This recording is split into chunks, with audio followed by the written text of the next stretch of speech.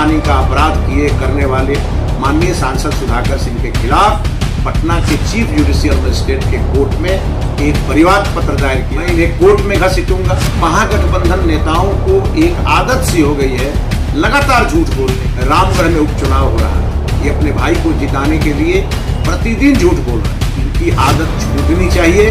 महागठबंधन के नेता जो लगातार झूठ बोल रहे हैं, उनके झूठ का पर्दाफाश होना चाहिए।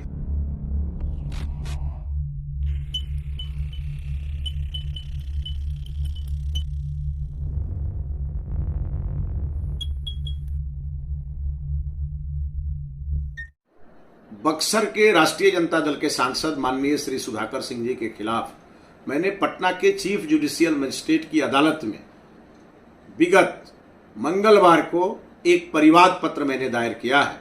और ये परिवाद पत्र इसलिए दायर किया गया है क्योंकि महागठबंधन नेताओं को एक आदत सी हो गई है लगातार झूठ बोलने की, लगातार फॉल्स स्टेटमेंट देने की। यह काम इन लोगों ने पिछले लोकसभा चुनाव में भी किया।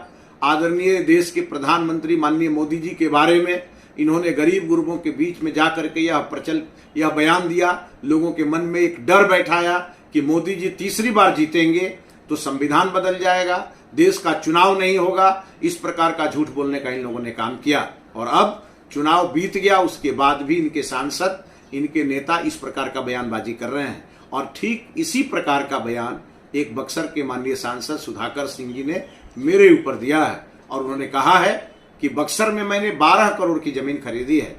जब यह बयान उनका एक निजी चैनल पर बक्सर में चला, जब मैंने यह बयान सुना तो मैं काफी आहत हुआ, हमारे समर्थक काफी मर्माहत हुए। और तब मैंने उन्हें पिछले 1/10/2024 को अपने विद्वान अधिवक्ता श्री राधेश कुमार शर्मा की ओर से एक लीगल नोटिस भिजवाया। और हमने उसमें कहा कि आपका यह बयान यदि सत्य है तो कृपया मुझे जमीन का लोकेशन बताएं, जमीन का कागज मुझे दें, और अगर यह बयान असत्य है तो आपको सार्वजनिक रूप से माफी मांगनी पड़ेगी। मेरा 1/10/2024 को भेजा हुआ लीगल नोटिस उन्हें 5/10/2024 को भी मिला। साथ में मैंने ईमेल पर भी भेजा था, और लेकिन आज तक उन्होंने कोई जवाब नहीं दिया। तो अंत में मुझे मजबूर होकर के और पटना के चीफ जुडिशियल मजिस्ट्रेट के कोर्ट में परिवाद पत्र दायर करना पड़ा। और मैंने इसलिए परिवाद पत्र दायर किया है कि लोकतंत्र में झूठ का कोई स्थान नहीं है, और ये लोग लगातार झूठ बोल रहे हैं। सुधाकर सिंह जी ने यह झूठ इसलिए बोला क्योंकि मुझे जांच एजेंसियां परेशान करे, मुझे इनकम टैक्स का नोटिस आए, मेरे खिलाफ ईडी कार्रवाई करे, इसलिए सुधाकर सिंह ने इस प्रकार का बयानबाजी किया। और यह बयान पूरी तरह से फॉल्स है, और इसलिए मैंने परिवाद पत्र दायर किया है। मैं इन्हें कोर्ट में घसीटूंगा और कोर्ट में इनसे मैं जवाब मांगूंगा, क्योंकि इनकी आदत छूटनी चाहिए। महागठबंधन के नेता जो लगातार झूठ बोल रहे हैं, उनके झूठ का पर्दाफाश होना चाहिए। और अभी रामगढ़ में उपचुनाव हो रहा है, ये अपने भाई को जिताने के लिए प्रतिदिन झूठ बोल रहे हैं।